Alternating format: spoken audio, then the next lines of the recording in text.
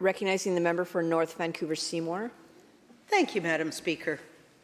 Before I begin, I would like to acknowledge that I'm speaking on the lands of the Coast Salish people, the Lekwungen here in Victoria, known as the Songhees and Esquimalt, and the Squamish and the Tsleil-Waututh nations, where I call home in North Vancouver. I am deeply grateful for the opportunities I continue to have in learning about the cultures, traditions, and practices that have been here for a millennia. October also marks Breast Cancer Awareness Month, a time when we come together to honour the strength of survivors, support those currently facing breast cancer, and remember the lives lost to this disease. It is also a time to renew our commitment to prevention, early detection, and equitable access to care. Breast cancer is the most commonly diagnosed cancer among women in British Columbia. Each year, more than 4,000 women and up to 30 men in our province receive this life-altering diagnosis. About 1 in every 8 women will develop breast cancer in her lifetime. Behind every statistic is a person whose life has been changed by breast cancer. But there is hope. Thanks to advancement in research, treatment, and early detection, survival rates have improved dramatically. In fact, when breast cancer is caught early, the 5-year survival rate is close to 90%. That's why awareness and access to screening is so critical. So please, when it's time to get your mammogram, just book it and get it done.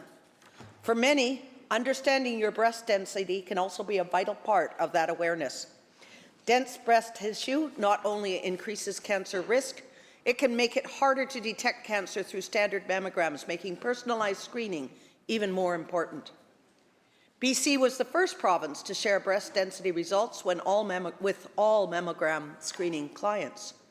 This past year, a new study came out of UBC revealing that ultrasound screening significantly improves breast cancer detection in women with dense breasts, identifying twice as many cancers as previously estimated.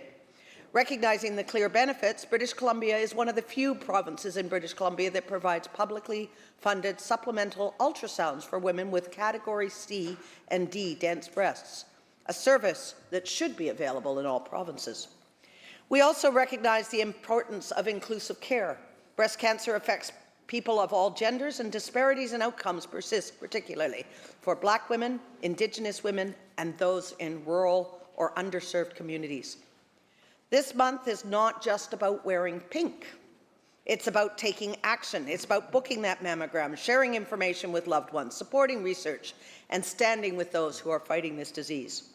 Our government is taking action to expand cancer care across the province. We're investing in new cancer centres in Kamloops, Nanaimo, and Surrey, and expanding services in existing facilities. These investments will mean more access to diagnostics, treatments, and support closer to home. We're also making it easier for people to get the care they need by increasing access to family doctors. Through new payment models and support for team-based care, more physicians are choosing to practice in BC, and more patients are being connected to primary care, which is especially important for early detection and ongoing support for those facing cancer. One of the most inspiring symbols of survivorship and strength in our province is the dragon boat community. Breast cancer survivors dragon boating is an international movement inspired by the research of Canadian sports medicine specialist Don McKenzie. Survivors of breast cancer come together to paddle dragon boats to the benefit of their physical health and social well-being. Dragon boating is a non-weight-bearing upper body sport which makes it a safe and effective way for survivors to regain strength and mobility. In my community, we have the wonderful North Shore Dragon Busters, a dragon boat team made up entirely of breast cancer survivors. Their motto, courage, strength, power, reflects the spirit of their journey. Through the physical and emotional benefits of paddling, they show that life after a diagnosis can be active, joyful, and full of community. Their participation in local and international regattas sends a powerful message.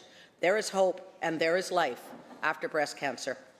Together, we can build a future where breast cancer is no longer a life-threatening diagnosis, but a challenge we will meet with compassion, innovation, and unwavering support. Thank you, Madam Speaker.